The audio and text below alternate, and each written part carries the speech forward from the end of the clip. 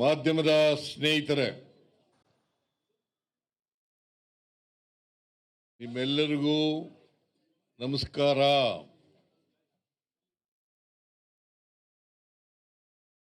Namaskara to everyone. ಮುಖ್ಯಮಂತ್ರಿ ಸ್ಥಾನಕ್ಕೆ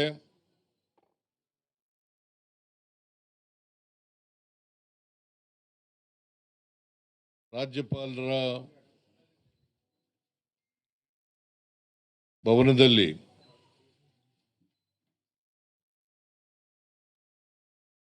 ರಾಜೀನಾಮೆಯನ್ನು ಸಲ್ಲಿಸಿದ್ದೇನೆ. I have gone and met.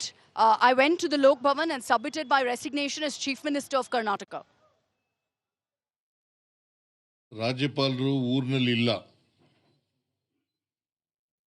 The governor is not in town. ಅಂತ ಹೇಳಿ ಅವರ ಕಚೇರಿನಲ್ಲಿ ತಿಳಿಸಿದರು. He has said he'll come tonight. ಆದ್ದರಿಂದ ರಾಜೀನಾಮೆ ಪತ್ರವನ್ನ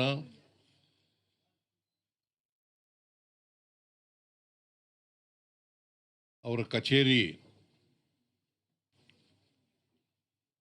ಅವರ ಕಾರ್ಯದರ್ಶಿ,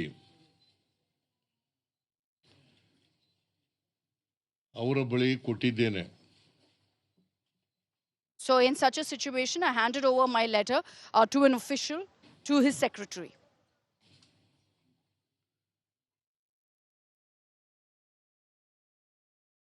ನಾನು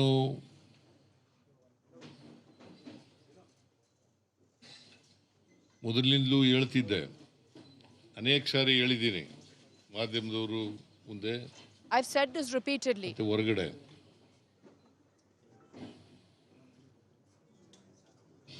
ಹೈಕಮಾಂಡ್ನವರು That if ಯಾವಾಗ ಸೂಚಿಸ್ತಾರೆ, whatever the High Command tells me or gives me a word, ರಾಜೀನಾಮೆಯನ್ನ ಕೊಡುತ್ತೇನೆ ಅಂತ ಹೇಳಿದ್ದೆ. ಅದರ that I ಪ್ರಕಾರ will follow it. That if the High Command asks me to resign, I will resign. ಮೊನ್ನೆ ಹೈಕಮಾಂಡ್ನವರು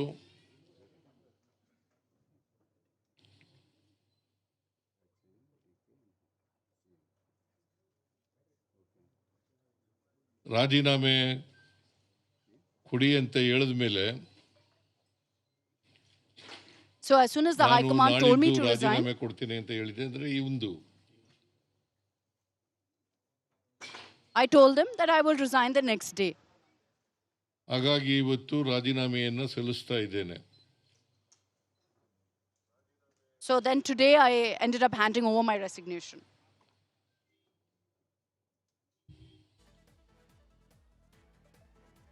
ರಾಜ್ಯಪಾಲರು ನನ್ನ ರಾಜೀನಾಮೆ ಪತ್ರವನ್ನು ಅವರು ಬಂದ ಮೇಲೆ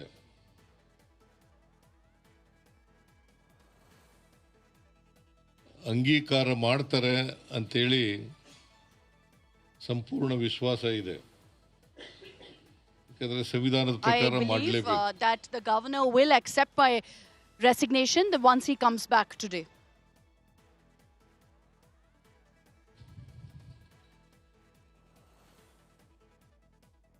ಅವರು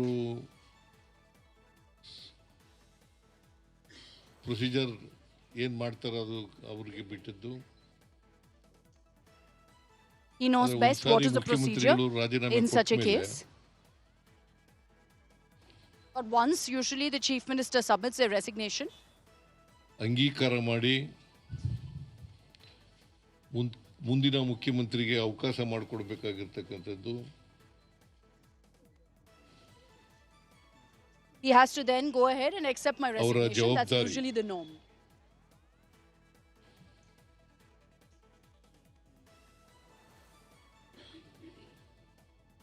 ನಮ್ಮ ಪಕ್ಷ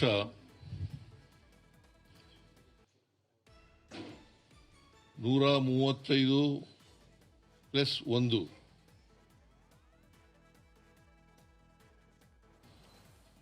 ಸ್ಥಾನಗಳನ್ನು ನಾವು ಪಡೆದಿದ್ದೇವೆ.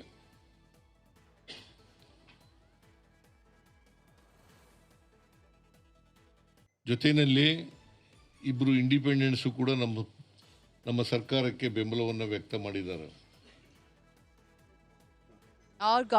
Our party has been instrumental really in Karnataka politics for over 100 years. ಅದರಿಂದ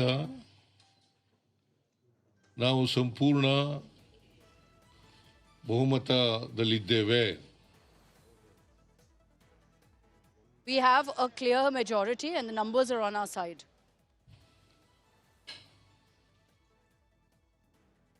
ಅದರಿಂದ ಮುಂದಿನ ಮುಖ್ಯಮಂತ್ರಿಗೆ ಅವಕಾಶ ಮಾಡಿಕೊಡಬೇಕಾಗಿರ್ತಕ್ಕಂಥದ್ದು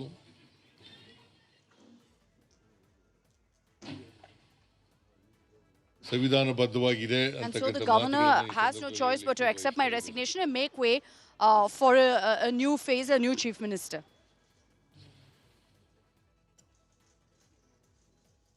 ಕರ್ನಾಟಕದ ಮೇರು ನಟ ರಾಜ್ಕುಮಾರ್ ಅವರು ಅಭಿಮಾನಿ ದೇವರು ಅಂತ ಕರೀತಾ ಇದ್ರು.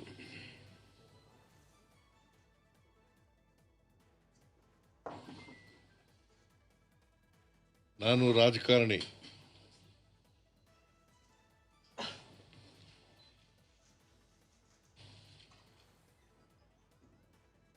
ನಾನು ಸಂವಿಧಾನನೇ ನಮ್ಮ ಧರ್ಮ ಅಂತ ತಿಳ್ಕೊಂಡಿರ್ತಕ್ಕಂಥವನು. I've always believed that our constitution is the dharma, is my dharma. ಮತದಾರರೇ ನಮ್ಮ ಅಭಿಮಾನಿ ದೇವರು. Voters are like gods to us. Kannada ನಾಡಿನ is my God. ಕರ್ನಾಟಕದ 7 ಕೋಟಿ ಜನಸಂಖ್ಯೆ ಸೇವೆ ಮಾಡತಕ್ಕಂಥ ಅವಕಾಶ ನನಗೆ ಸಿಕ್ಕಿತ್ತು. I've gotten the opportunity to serve all the Kannadigas for so many years. 2 ಬಾರಿ ವಿರೋಧ ಪಕ್ಷದ ನಾಯಕನಾಗ್ತಕ್ಕಂಥ ಅವಕಾಶ ಸಿಕ್ಕಿತ್ತು. I've had the opportunity to serve as chief minister. I've had the opportunity to serve as leader of opposition. ಒದಗಿಸಿಕೊಟ್ಟಂತ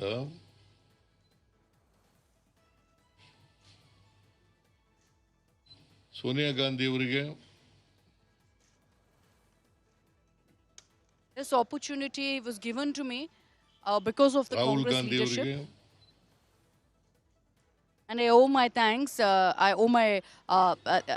I'm grateful to Rahul Gandhi and Sonia Gandhi. Mallikarjuna Kharge ಅವರಿಗೆ, To the Congress president, Mallikarjun Kharge. ಈ ಸಂದರ್ಭದಲ್ಲಿ ಅಪಾರವಾದಂಥ ಧನ್ಯವಾದಗಳನ್ನು ಅವ್ರಿಗೆ ತಿಳಿಸ್ತಕ್ಕಂಥ ಕೆಲಸವನ್ನು ಮಾಡ್ತೇನೆ. I express my heartfelt thanks and gratitude to them. ನಾನು ಕಾಂಗ್ರೆಸ್ ಸೇರಿದ್ದು 2006.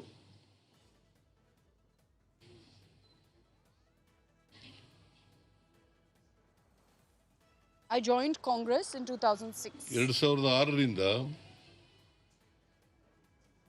ಕಾಂಗ್ರೆಸ್ನ ಕಾರ್ಯಕರ್ತರು,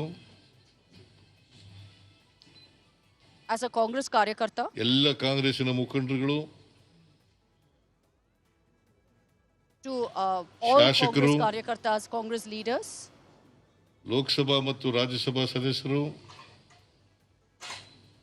members of parliament, ನನಗೆ ಪ್ರೀತಿಯನ್ನು ತೋರಿಸಿದ್ದಾರೆ, ಅವಕಾಶವನ್ನು ಕಲ್ಪಿಸಿಕೊಟ್ಟಿದ್ದಾರೆ.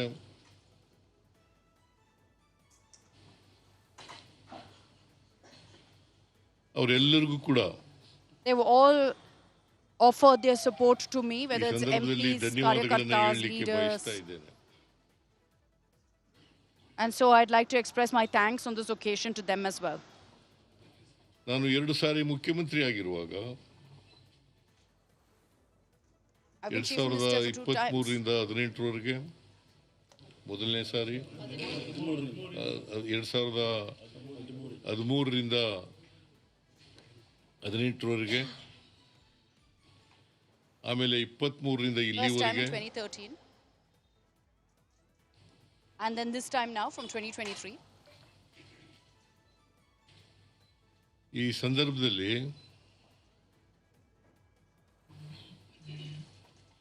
ನನ್ನ ಜೊತೆ ಕೆಲಸ ಮಾಡಿದಂಥ ನನ್ನ ಸಹೋದ್ಯೋಗಿಗಳು, all my friends, colleagues who worked with me for the last many ಅವರೆಲ್ಲ decades. ರೀತಿಯಲ್ಲೂ ಕೂಡ ಬೆಂಬಲವನ್ನ, ಸಹಕಾರವನ್ನ, ಪ್ರೀತಿಯನ್ನ ನನ್ನ ಮೇಲೆ ವ್ಯಕ್ತ ಮಾಡಿದ್ದಾರೆ. ಅದಕ್ಕಾಗಿ ನಾನು ಯಾವಾಗಲೂ ಕೂಡ ಚಿರಋಣಿಯಾಗಿರ್ತೇನೆ ಅಂತಕ್ಕಂಥ ಮಾತುಗಳನ್ನು ಈ ಸಂದರ್ಭದಲ್ಲಿ ತಿಳಿಸಲಿಕ್ಕೆ ಬಯಸ್ತಾ ಇದ್ದೇನೆ. They've helped. They've supported me in every way, and I'd like to express my gratitude to them too. ನಾನು ಹಳ್ಳಿಗಾಡಿನಿಂದ ಬಂದಂಥವನು.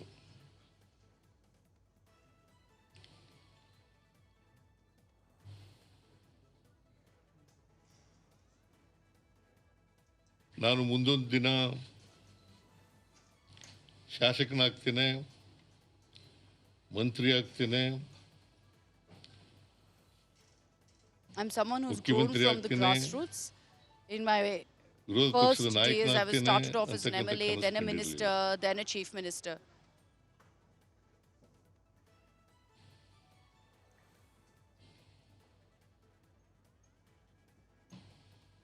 ನಾನು ರಾಜಕಾರಣಕ್ಕೆ ಬಂದದ್ದು ಆಕಸ್ಮಿಕ.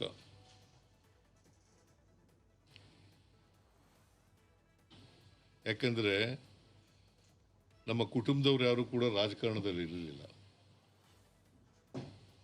I came into politics completely out of the blue because ನಮ್ಮ nobody in my ತಂದೆ family was in ತಾಯಿಗಳಾಗ್ಲಿ, politics. ಅಥವಾ ಇನ್ಯಾರೇ ನಮ್ಮ ಕುಟುಂಬಕ್ಕೆ ಸಂಬಂಧಪಟ್ಟಂತವರು ಯಾರು ಕೂಡ ರಾಜಕಾರಣದಲ್ಲಿ ಇರಲಿಲ್ಲ. Whether it's my parents or anyone in my family, nobody was in politics.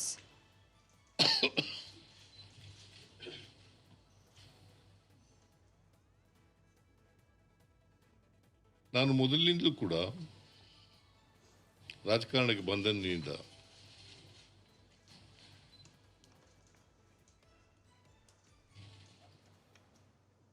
Buddha, Basava, Baba Saheb Ambedkar, Gandhiji,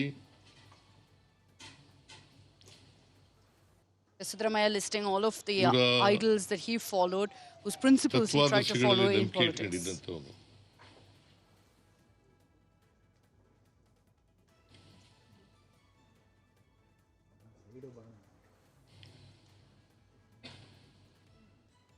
ಸಂವಿಧಾನದಲ್ಲಿ ಅಪಾರವಾದಂಥ ಗೌರವ ಇಟ್ಕೊಂಡಿರ್ತಕ್ಕಂಥವನು.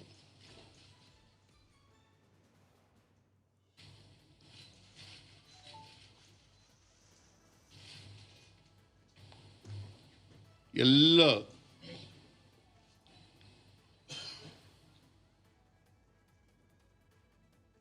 ಒಂದು ಕುಟುಂಬವಾಗಿ ಬಾಳಬೇಕು ಅಂತಕ್ಕಂಥದ್ರಲ್ಲಿ ನಂಬಿಕೆ ಇಟ್ಕೊಂಡಿರ್ತಕ್ಕಂಥವನು. ಯಾವುದೇ ಜಾತಿ, ಮತ, ಧರ್ಮ ಇಲ್ಲೇ ಇರ್ತಕ್ಕಂಥ ನಾವೆಲ್ಲರೂ ಕೂಡ ಒಂದು ಕುಟುಂಬವಾಗಿ ಬಾಳಬೇಕು ಅಂತಕ್ಕಂಥದ್ರಲ್ಲಿ ನಂಬಿಕೆ ಇಟ್ಕೊಂಡಿರ್ತಕ್ಕಂಥವನು.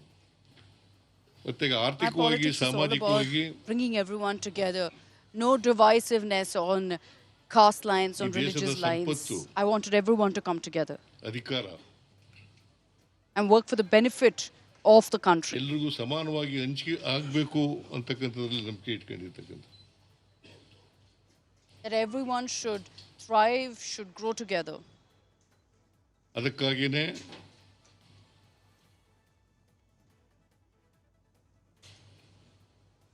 ಬುದ್ಧನ ವಿಚಾರ,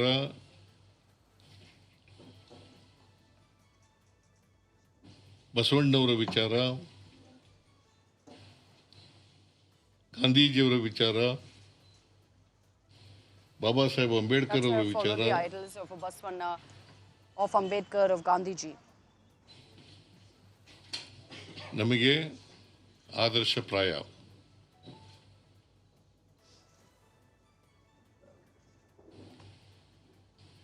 ಇಡೀ ಸಮಾಜ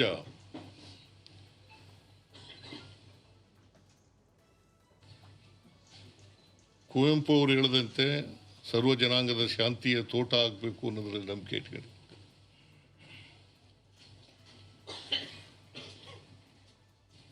ಇಡೀ ಸಮಾಜ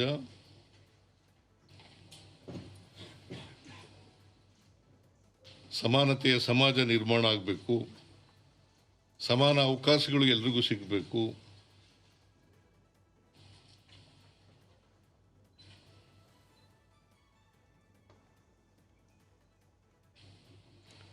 ಸಮಾನ ಅವಕಾಶಗಳು ಇಲ್ಲದೇ ಇರೋದ್ರಿಂದಲೇ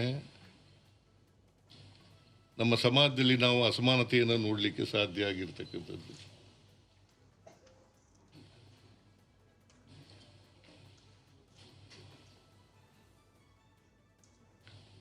ಈ ಅಸಮಾನತೆ ತೊಲಗಬೇಕಾದ್ರೆ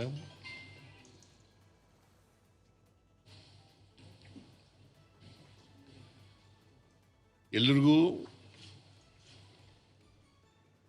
ಸಮಾನತೆಯ ಅವಕಾಶ ಸಿಕ್ಕಲೇಬೇಕು. ಅದಕ್ಕಾಗಿ ನಮ್ಮ ಮೊದಲನೇ ಅವಧಿನಲ್ಲಿದ್ದಂಥ ಸರ್ಕಾರ 2013ರಿಂದ 18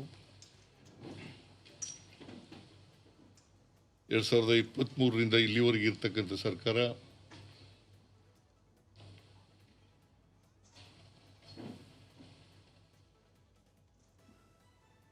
ಸಮಾನ ಅವಕಾಶಗಳು ಸಮಾನತೆ ಬರಲಿಕ್ಕೆ ಪ್ರಯತ್ನಗಳನ್ನು ಮಾಡಿದ್ದೇವೆ. Even in my But first now tenure as ಏನು Chief Minister, I manifesto focused ಹೇಳಿದ್ದು? on everyone growing together, progressing together on social justice. ಮ್ಯಾನಿಫೆಸ್ಟೋನಲ್ಲಿ ಹೇಳಿರ್ತಕ್ಕಂಥ ಭರವಸೆಗಳು ಅವುಗಳನ್ನು ಜಾರಿ ಮಾಡ್ತಕ್ಕಂಥ ಪ್ರಾಮಾಣಿಕ ಪ್ರಯತ್ನವನ್ನು ಮಾಡಿದ್ದೇವೆ.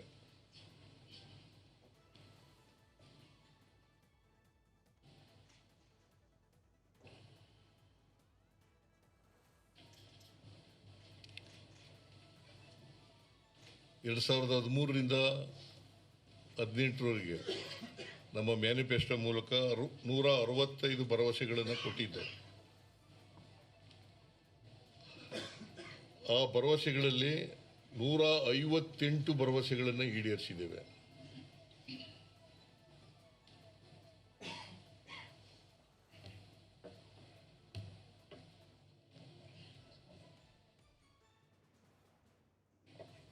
ಆಮೇಲೆ 2023ರ ಮ್ಯಾನಿಫೆಸ್ಟೋ ಮೂಲಕ ಡಾಕ್ಟರ್ ಪರಮೇಶ್ವರ್ ಅಧ್ಯಕ್ಷರಾಗಿದ್ದರು, ಮ್ಯಾನಿಫೆಸ್ಟೋ ಕಮಿಟಿ ಅಧ್ಯಕ್ಷರಾಗಿದ್ದರು. ಆಗ ಸುಮಾರು 550ಕ್ಕೂ ಹೆಚ್ಚು ಭರವಸೆಗಳನ್ನು ಕೊಟ್ಟಿದ್ದು. ಅವುಗಳಲ್ಲಿ ಇಲ್ಲಿವರೆಗೆ ಸುಮಾರು 300 ಭರವಸೆಗಳನ್ನು ಈಡೇರಿಸಿದ್ದೀವಿ. ಸುಮಾರು 300 ಭರವಸೆಗಳನ್ನು ಈಡೇರಿಸಿದ್ದೀವಿ. Siddaramaiah highlighting some of the achievements while he was in power, or for that matter, even at the helm of affairs in the Congress. 5 guarantee ಯೋಜನೆಗಳನ್ನು ಕೂಡ ಘೋಷಣೆ ಮಾಡಿದ್ದು. Even we've made all of the guarantees possible and accomplished and ensured that all of it is fulfilled. ಈ 5 guarantee ಯೋಜನೆಗಳನ್ನು ಕೂಡ ಮೊದಲನೇ ವರ್ಷವೇ ಈಡೇರಿಸಿದ್ದೀವಿ. ಇಲ್ಲಿವರೆಗೆ ಸುಮಾರು 1,40,000 ಕೋಟಿಗೂ ಹೆಚ್ಚು ಹಣವನ್ನು ಈ ಗ್ಯಾರಂಟಿ ಯೋಜನೆಗಳಿಗೆ ಖರ್ಚು ಮಾಡಿದ್ದೀವಿ. ನಾನು ಯಾಕೆ ಇವನ್ನೆಲ್ಲ ಪ್ರಸ್ತಾಪ ಮಾಡ್ತಾ ಇದ್ದೀನಿ ಅಂತಂದ್ರೆ, ನಾವು Why am I referring to all of these achievements and accomplishments? ಕೊಟ್ಟಂತ ವಚನವನ್ನ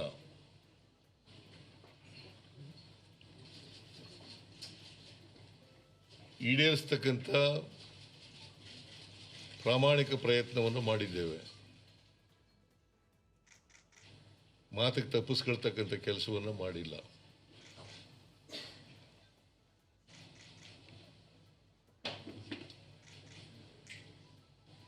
ಇದು ನನಗೆ ಮತ್ತು ನಮ್ಮ ಪಕ್ಷಕ್ಕೆ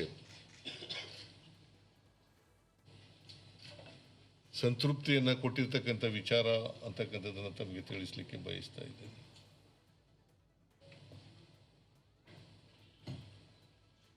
ನಮ್ಮ ಮೇಲೆ ಅಪಪ್ರಚಾರ ಮಾಡಿದ್ರು ವಿರೋಧ ಪಕ್ಷದವರು. including none other than Prime Minister of the country.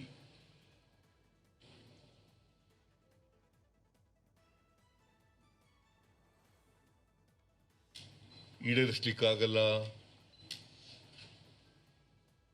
ರಾಜ್ಯ ಆರ್ಥಿಕವಾಗಿ ದಿವಾಳಿ ಆಗ್ಬಿಡ್ತದೆ, Many criticized ಖಜಾನೆ our ಖಾಲಿ guarantees, ಆಗ್ಬಿಡ್ತದೆ. including Prime Minister Modi.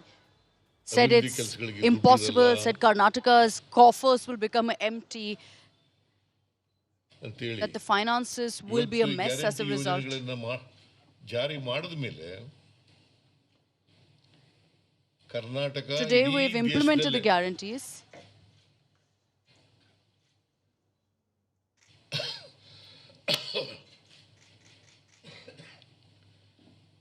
ತಲಾ ಆದಾಯದಲ್ಲಿ ನಂಬರ್ 1 ಸ್ಥಾನದಲ್ಲಿದ್ದೇವೆ.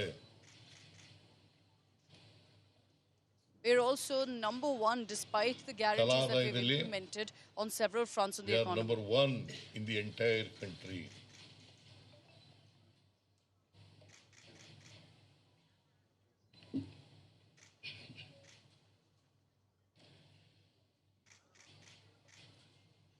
GST collection ನಲ್ಲಿ we are number 2 in the entire country. Maharashtra is Per number capita 1. income, we're number one. In GST collections, we're number Karnataka two is after number Maharashtra. 26-27 ಆರ್ಥಿಕ ವರ್ಷದಲ್ಲಿ ಇಡೀ ದೇಶದ GSDP 7.4 ಇದ್ರೆ Karnataka If you look at the GSTP also, 8.1 ರಷ್ಟಿದೆ. Karnataka's GSDP is at 2.1. 8.1 ರಷ್ಟಿದೆ.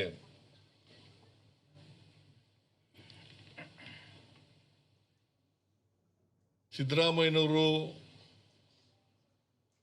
ಮುಖ್ಯಮಂತ್ರಿಯಾಗಿ ಹಣಕಾಸಿನ ಮಂತ್ರಿಯಾಗಿ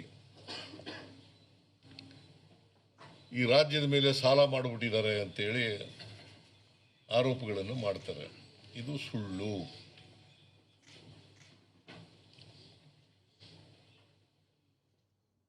ಸುಳ್ಳು ಆರೋಪ, ರಾಜಕಾರಣಕ್ಕೋಸ್ಕರ ಮಾಡ್ತಕ್ಕಂಥ ಆರೋಪ.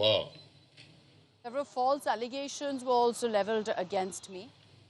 ನಾನು ಅಸೆಂಬ್ಲಿನಲ್ಲೂ ಕೂಡ ಹೇಳಿದ್ದೀನಿ, ಬಜೆಟ್ ಮೇಲೆ ಉತ್ತರ ಕೊಡುವಾಗ ಹೇಳಿದ್ದೀನಿ, ಅಸೆಂಬ್ಲಿನಲ್ಲೇ ಹೇಳಿದ್ದೀನಿ ಉತ್ತರ ಕೊಡುವಾಗ. GSDP ಫಿಸ್ಕಲ್ ರೆಸ್ಪಾನ್ಸಿಬಿಲಿಟಿ ಆ್ಯಕ್ಟು 2002ರಲ್ಲಿ ಪಾಸ್ ಆಯಿತು. ಅವತ್ತಿನಿಂದ ಜಾರಿನಲ್ಲಿದೆ. 2002ನೇ ಇಸ್ವಿ SM ಕೃಷ್ಣ ಅವರು ಮುಖ್ಯಮಂತ್ರಿಯಾಗಿದ್ದಾಗ.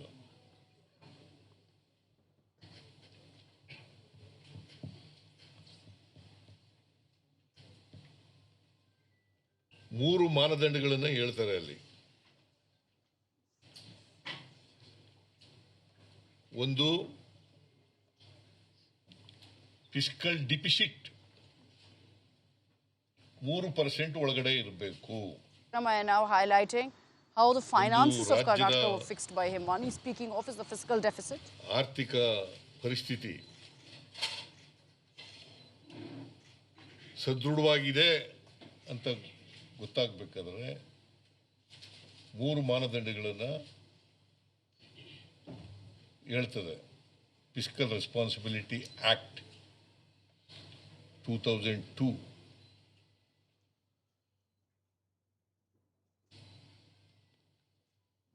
ಅದರ ಪ್ರಕಾರ ನಮ್ಮ ಫಿಸ್ಕಲ್ ಡಿಫಿಸಿಟ್ 3% ಒಳಗಡೆ ಇರಬೇಕು.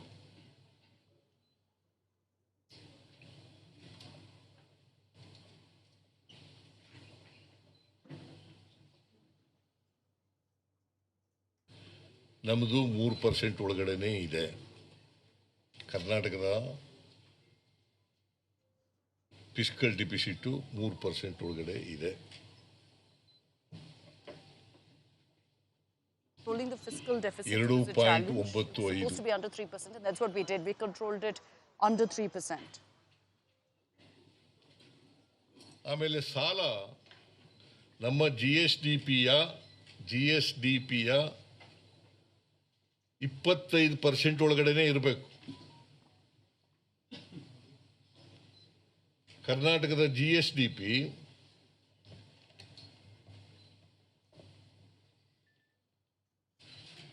30 ಲಕ್ಷಕ್ಕೂ ಹೆಚ್ಚು.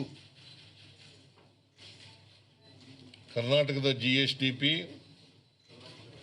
30 ಲಕ್ಷಕ್ಕೂ ಹೆಚ್ಚು ನಮ್ಮದು GSDP.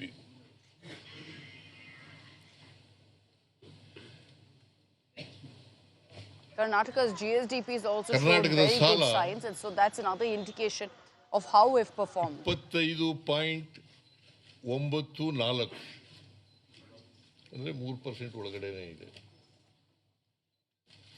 25 ಪಾಯಿಂಟ್ ಅಲ್ಲ 25 ಅಂತ ಬರ್ಕೋಬೇಡಿ, 24.94 25% ಒಳಗಡೆ ಇರ್ಬೋದು.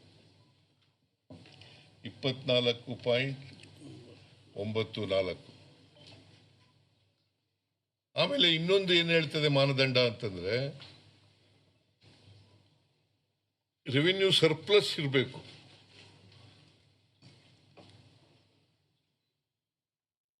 ನಾವು ರೆವಿನ್ಯೂ ಡೆಫಿಸಿಟ್ ನಲ್ಲಿದ್ದೀವಿ, ಸರ್ಪ್ಲಸ್ ನಲ್ಲಿಲ್ಲ. ಈ ವರ್ಷ ಯಾಕಂತಂದ್ರೆ ಹಿಂದೆ ಇದ್ದಂತ ಬಿಜೆಪಿ ಸರ್ಕಾರ ಆರ್ಥಿಕವಾಗಿ ಹಾಳು ಮಾಡಿಟ್ಟಿತ್ತು.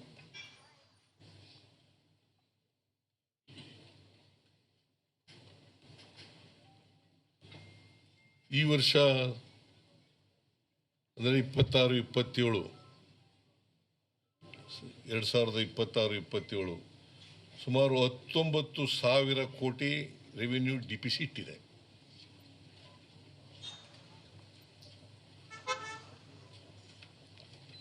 ಅದು ಯಾಕೆ ಡಿಫಿಸಿಟ್ ಆಯಿತು ಅಂತಂದ್ರೆ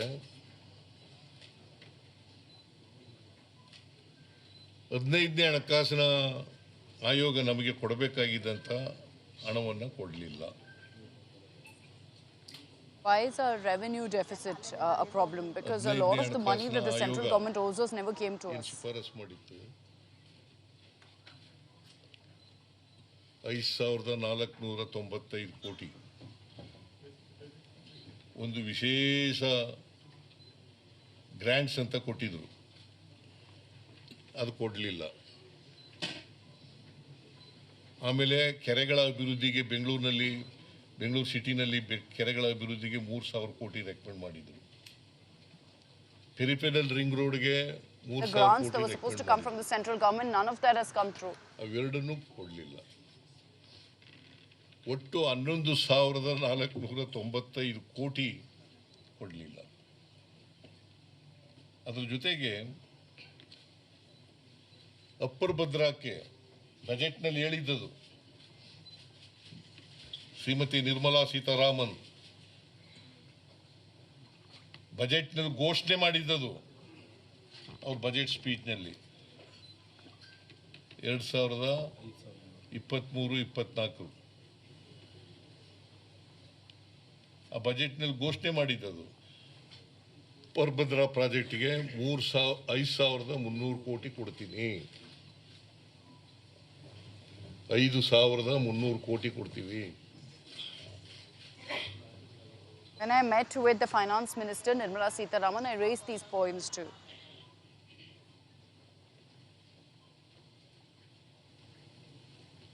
ಆಮೇಲೆ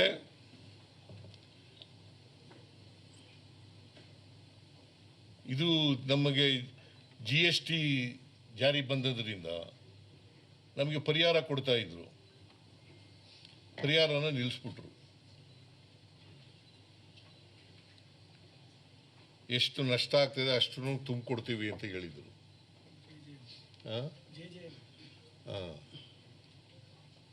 ಆಮೇಲೆ JJM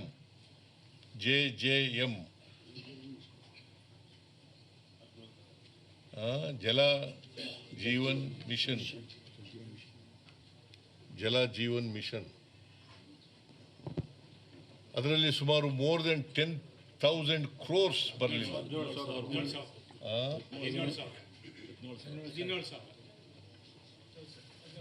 17,000 ಕೋಟಿ. ಅದಕ್ಕೆ ನಾನು ಕರೆಕ್ಟಾಗಿ ಗೊತ್ತಿಲ್ಲದೆ ಇರೋದ್ರಿಂದ ಮೋರ್ ದೆನ್ 10,000 crores ಅಂತ ಹೇಳಿದ್ದು. ಅದು ಬರಲಿಲ್ಲ. ಆಮೇಲೆ ನರೇಗಾ ಸ್ಟಾಪ್ ಮಾಡಿಬಿಟ್ರು. ನಾವೇ ವರ್ಷದ್ದು ಹಣನೂ ಕೂಡ ಕೊಡಲಿಲ್ಲ.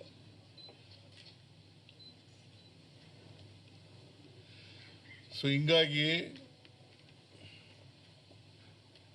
ನಮ್ಮ ಬಜೆಟ್ ರೆವಿನ್ಯೂ ಡಿಫಿಸಿಟ್ ಆಗಲಿಕ್ಕೆ ಕಾರಣ ಆಯಿತು.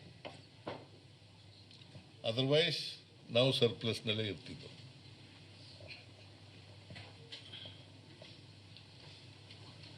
They're saying that there is a financial surplus in the state and that there is no deficit. ಇವತ್ತು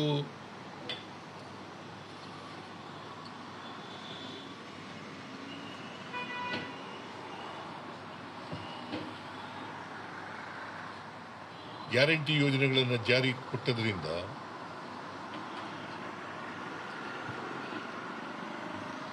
ಕೊಂಡ್ಕೊಳ್ತಕ್ಕಂಥ ಶಕ್ತಿ ಜಾಸ್ತಿ ಆಗಿದೆ. Now, since we implemented those 5 guarantees, the purchasing power in the state has gone up. ಹೆಣ್ಮಕ್ಳು ಹೇಳೋದು, You all must have been reading that in newspapers. ಎಲ್ಲ ನಂಬ್ಕೊಂಡಿದ್ದೀನಿ ನಾನು. Purchasing power ಅದೇ ಕನ್ನಡದಲ್ಲಿ ಹೇಳಿದೆ ನಾನು.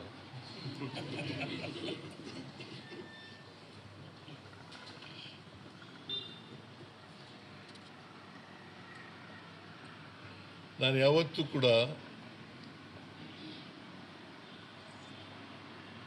ಅಧಿಕಾರದ ಹಿಂದೆ ಹಣದ ಹಿಂದೆ ಓದವನಲ್ಲ.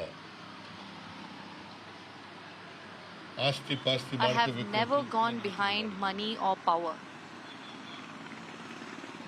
I have never harbored the ambition to make properties and money. ಮತದಾರ ದೇವರುಗಳು ಯಾವಾಗ ಅಧಿಕಾರ ಕೊಟ್ಟಿದ್ದಾರೆ ಅವು ಎಲ್ಲರೂ ಕೂಡ ಯಾವಾಗ ಮಾಡಿದ್ದಾರೆ. ನಾನು 83ರಲ್ಲಿ ಶಾಸಕನಾದವನು, 78ರಲ್ಲಿ ತಾಲೂಕಾ ಬೋರ್ಡ್ ಮೆಂಬರ್ ಆದವನು,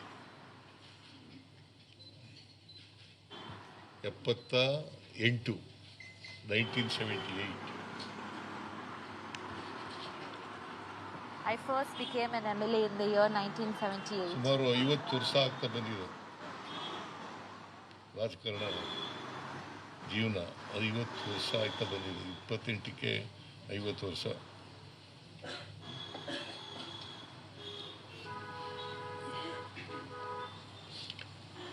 ನನ್ನ ರಾಜಕೀಯ ಜೀವನ 50 ತೆರೆದ years ಪುಸ್ತಕ.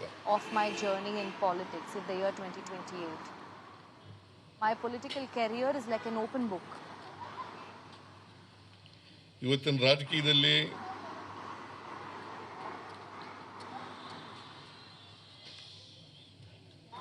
ಜನಶಕ್ತಿ ಇರೋರು ಮಾತ್ರ ರಾಜಕೀಯ ಉಳ್ಕೊಳ್ಳಲಿಕ್ಕೆ ಸಾಧ್ಯ. ಮತ್ತೆ ಅಧಿಕಾರ ಕೊಡೋರು In ಜನರೇ. today's politics, only those who have the strength of people can make it. It's the people who gives one power.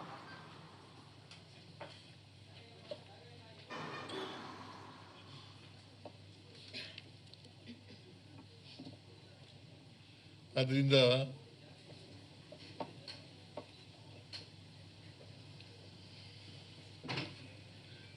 ನಾನೆಂದೂ ಕೂಡ ನಾನು ನಂಬ್ಕೊಂಡಿರ್ತಕ್ಕಂಥ ಮೌಲ್ಯಗಳು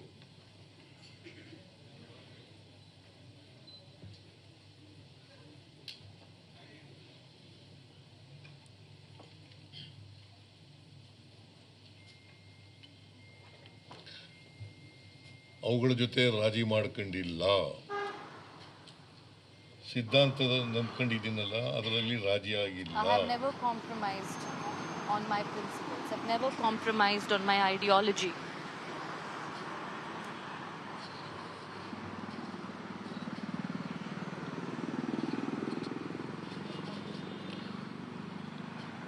ಪ್ರತಿಯೊಬ್ಬ ಮನುಷ್ಯನಿಗೂ ಕೂಡ, ಸಮಾಜದಲ್ಲಿರ್ತಕ್ಕಂಥ ಪ್ರತಿಯೊಬ್ಬ ಮನುಷ್ಯನಿಗೂ ಕೂಡ, ಕಟ್ಟಕಡೆಯ ಮನುಷ್ಯನಿಗೂ ಕೂಡ ಬದುಕಿನ ಪ್ರಾಥಮಿಕ ಆದ್ಯತೆಗಳಾದ ಅನ್ನ, ಆರೋಗ್ಯ, ಶಿಕ್ಷಣ, ವಸತಿ, ಉದ್ಯೋಗ ಲಭಿಸಬೇಕು ಅನ್ನೋದ್ರಲ್ಲಿ ನಂಬಿಕೆ ಇಟ್ಕೊಂಡು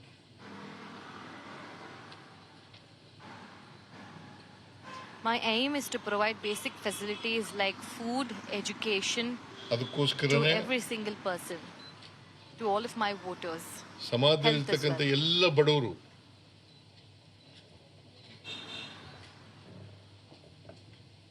ಅವ್ರಿಗೆಲ್ರಿಗೂ ಕೂಡ ಅನ್ನ,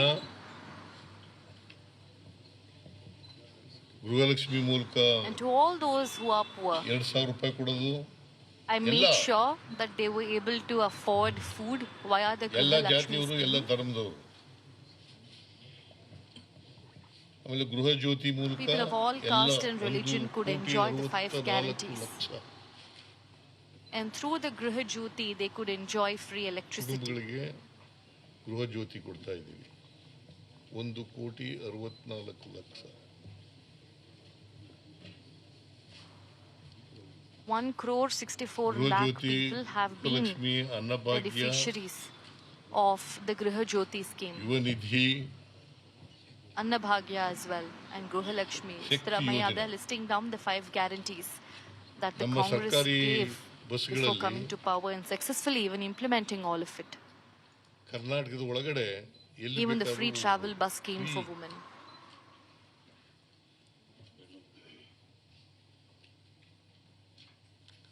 ಆಮೇಲೆ ರಾಜ್ಯದಲ್ಲಿ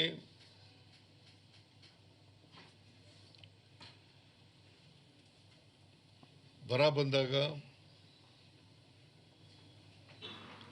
ಬಹಳ ಪ್ರಾಮಾಣಿಕವಾಗಿ ಎದುರಿಸಿದ್ದೀವಿ ಅದನ್ನು.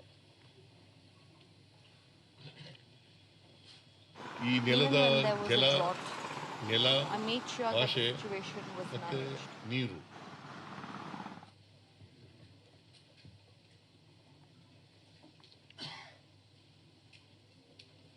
ಜಲ, ನೆಲ, ಭಾಷೆ ಇದರಲ್ಲಿ ಯಾವತ್ತೂ ಕೂಡ ರಾಜಿ ಆಗಿಲ್ಲ, ಬಿಟ್ಕೊಡ್ತಕ್ಕಂಥ ಪ್ರಶ್ನೆನೇ ಇಲ್ಲ.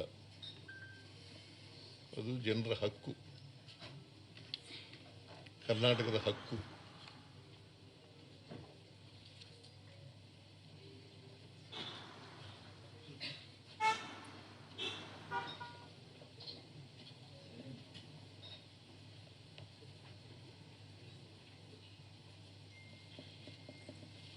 ಈ 8 ವರ್ಷಗಳು ಮುಖ್ಯಮಂತ್ರಿಯಾಗಿ ನಾನು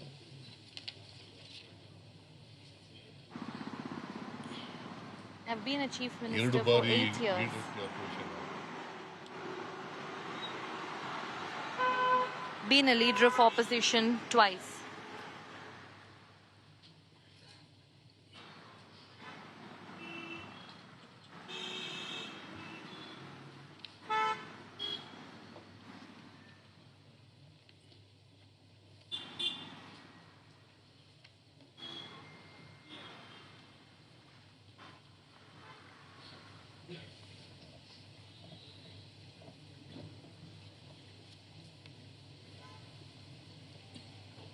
ಎರಡು ವರ್ಷ ಮುಖ್ಯಮಂತ್ರಿಯಾಗಿ ಇದನ್ನು ಕಾಂಗ್ರೆಸ್ ಪಕ್ಷ ಒದಗಿಸ್ಕೊಟ್ಟಿತ್ತು ನನಗೆ.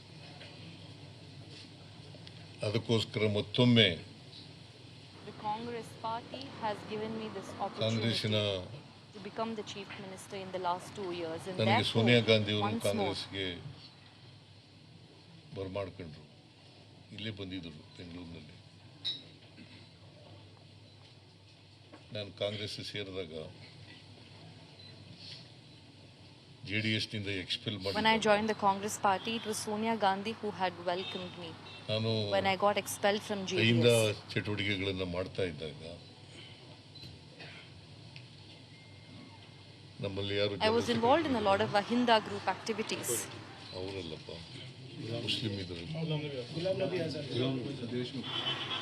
ಇನ್ನೊಬ್ಬರು ಸತ್ತೋದ್ರಲ್ಲ, Ahmed Patel. At Ahmed that time, Patel. Ahmed Patel was the general secretary of Congress when I had joined.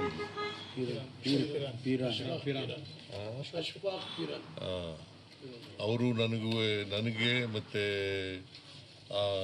Ahmed ಪಟೇಲ್ಗೆ ಭೇಟಿ ಮಾಡಿಸಿ, ಆಮೇಲೆ ಸೋನಿಯಾ ಗಾಂಧಿ ಅವ್ರನ್ನ ಭೇಟಿ ಮಾಡಿ ನಾನು ಕಾಂಗ್ರೆಸ್ ಸೇರೋದಕ್ಕೆ ತೀರ್ಮಾನ ಮಾಡಿದೆ. I had made that decision to join Congress after my meeting with Sonia Gandhi. Sonia ಗಾಂಧಿಯವರು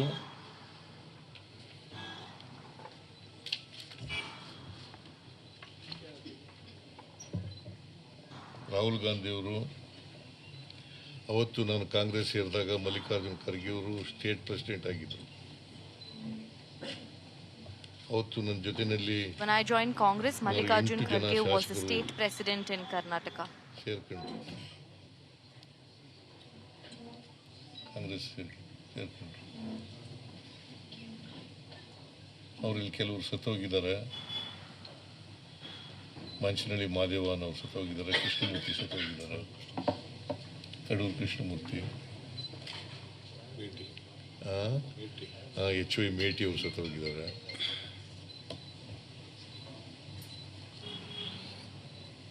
ಯಾರ್ಯಾರು ನನ್ನ ಜೊತೆ ಸೇರ್ಕೊಂಡ್ರು ಅವರು ಎಲ್ರಿಗೂ ಕೂಡ ನಾನು ಚಿರುಣಿಯಾಗಿದ್ದೇನೆ ಅಂತಕ್ಕಂಥ ಮಾತುಗಳನ್ನು ಹೇಳಲಿಕ್ಕೆ ಬಯಸ್ತೇನೆ. ಮತ್ತೆ ನಾನು ರಾಜಕಾರಣದಲ್ಲಿ ಕೊನೆ ಉಸಿರಿರೋವರೆಗೂ ಕೂಡ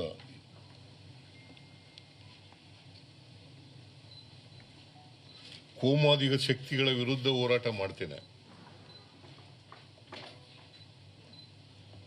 And until my last breath, I will continue being in politics and will fight against the communal forces.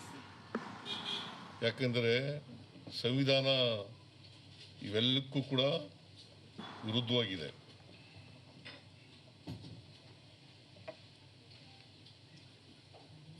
ನಾವು ಸಂವಿಧಾನದಲ್ಲಿ ನಂಬಿಕೆ ಇಟ್ಕೊಂಡಿರ್ತಕ್ಕಂಥದ್ದು. ಒಂದು ವೇಳೆ I have ಸಂವಿಧಾನ immense ಇಲ್ಲದೆ belief in the ಹೋಗಿದ್ರೆ Constitution. ನಾನು ವಿದ್ಯಾವಂತನೂ ಆಗ್ತಿರ್ಲಿಲ್ಲ, ಶಾಸಕನೂ ಆಗ್ತಿರ್ಲಿಲ್ಲ, ಮಂತ್ರಿನೂ ಆಗ್ತಿರ್ಲಿಲ್ಲ, ಮುಖ್ಯಮಂತ್ರಿನೂ If there was no ಆಗ್ತಿರ್ಲಿಲ್ಲ. constitution, I wouldn't have Deputy become a Chief chief Minister minister ಆಗಿರ್ಲಿಲ್ಲ. or an MLA ಸಂವಿಧಾನ or ಇಲ್ಲದೆ even ಆಗಿರೋದು. a minister or even a deputy chief minister. ಇಲ್ಲಿ ಹೋದ್ರೆ It's only because of the existence of the constitution why I have become what I am today. ಮಾಡ್ಕೊಂಡಿರ್ತಿದ್ದೆ ನಾನು. ಯಾಕಂದ್ರೆ ನಮ್ಮ ತಂದೆ ತಾಯಿಗಳು ಅವಿದ್ಯಾವಂತರು. My parents were illiterate, they were not educated. ಅದರಿಂದ ಕೊನೆ ಉಸಿರಿರೋವರೆಗೂ ಕೂಡ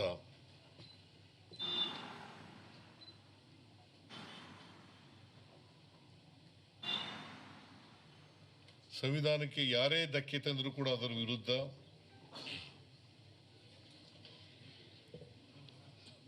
And until my last breath, if there's anybody who's bringing a harm to the constitution, especially the communal forces, I will continue to raise my voice and fight against it in order to protect the constitution and will continue to fight for equality. ಹೋರಾಟ ಮಾಡ್ತೇನೆ ಅಂತಕ್ಕಂಥ ಮಾತುಗಳನ್ನು ಈ ರಾಜ್ಯದ ಜನತೆಗೆ ವಿನಮ್ರವಾಗಿ ಹೇಳಲಿಕ್ಕೆ ಬಯಸ್ತೇನೆ.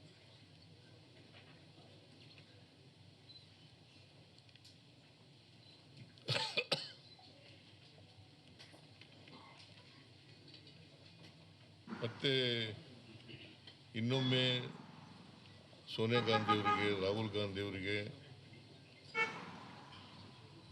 ಮತ್ತೆ ನಮ್ಮ And ಪಕ್ಷಕ್ಕೆ once more, to Sonia Gandhi and to Rahul Gandhi and to my party, ಎಲ್ಲ ಲಕ್ಷಾಂತರ ಕಾರ್ಯಕರ್ತರಿದ್ದಾರೆ ಕಾಂಗ್ರೆಸ್ ಪಕ್ಷಕ್ಕೆ. all our lakhs ಅವ್ರಿಗೆಲ್ಲರಿಗೂ of party ಕೂಡ cadre. ಧನ್ಯವಾದಗಳನ್ನು ಹೇಳಿ ಇವತ್ತು My thanks to all of them. ಆಮೇಲೆ ನೀವು ಇಷ್ಟು ವರ್ಷ ಸಹಾಯ ಮಾಡಿದ್ದೀರಿ, ಸಹಕಾರ ಕೊಟ್ಟಿದ್ದೀರಿ. ಯಾಕೆ ನಗ್ತಾ ಇದ್ದೀರಿ? And to all media persons there, on a lighter note, Siddaramaiah is thanking the media persons. ನೀವು ಸಹಾಯ ಮಾಡಿಲ್ಲ ನನಗೆ?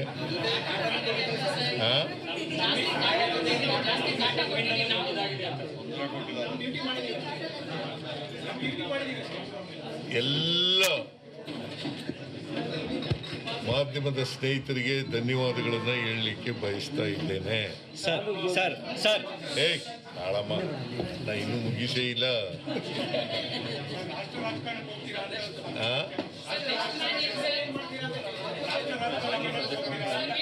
ಈಗ ಹೈಕಮಾಂಡ್ನವರು ನನಗೆ ರಾಜ್ಯಸಭಾಕ್ಕೆ ಹೋಗಿ ಅಂತ ಹೇಳಿದ್ರು. ರಾಜ್ಯಸಭಾಕ್ಕೆ ಹೋಗಿ ಅಂತ High Command has offered me a Rajya Sabha seat. ನಾನು ಬಹಳ ವಿನಮ್ರವಾಗಿ ಆಗಲ್ಲ ಅಂತ ಹೇಳಿದೆ. And I very humbly, ರಾಷ್ಟ್ರ politely ರಾಜಕಾರಣದಲ್ಲಿ declined ನನಗೆ that ಆಸಕ್ತಿ offer. ಇಲ್ಲ, ರಾಜ್ಯ ರಾಜಕಾರಣದಲ್ಲೇ ಇರ್ತೀನಿ. I don't have interest in national politics. ನನಗೆ I want to continue being in ಜನ state politics. ಆಯ್ಕೆ ಮಾಡಿರೋದು ನನಗೆ 5 ವರ್ಷಕ್ಕೆ, ಇನ್ನ 2 ವರ್ಷ ಇದೆ. ಅಲ್ಲಿವರೆಗೆ People ಕರ್ನಾಟಕದ have elected me for 5 full years and there is 2 years more for that. ನಮ್ಮ And until that, I'll continue serving the people of Karnataka.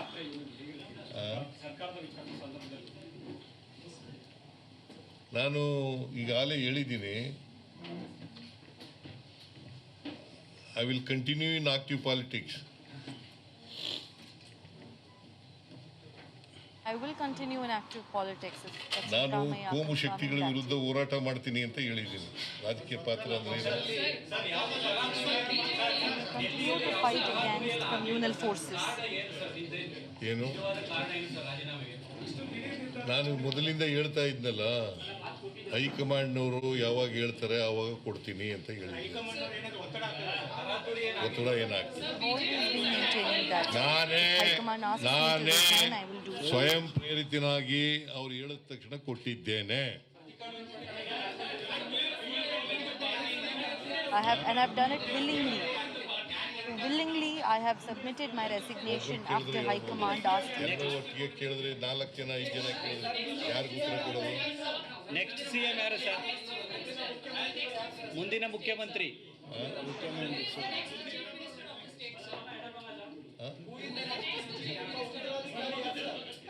Whatever legislative party takes a decision, High Command takes a decision, you will be the chief minister.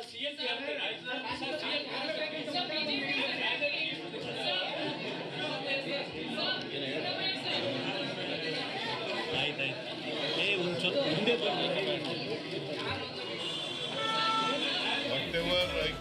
Whatever sir legislative party takes a decision, Congress legislative party takes a decision, and High Command takes a decision, he will be the chief minister of the state. Sir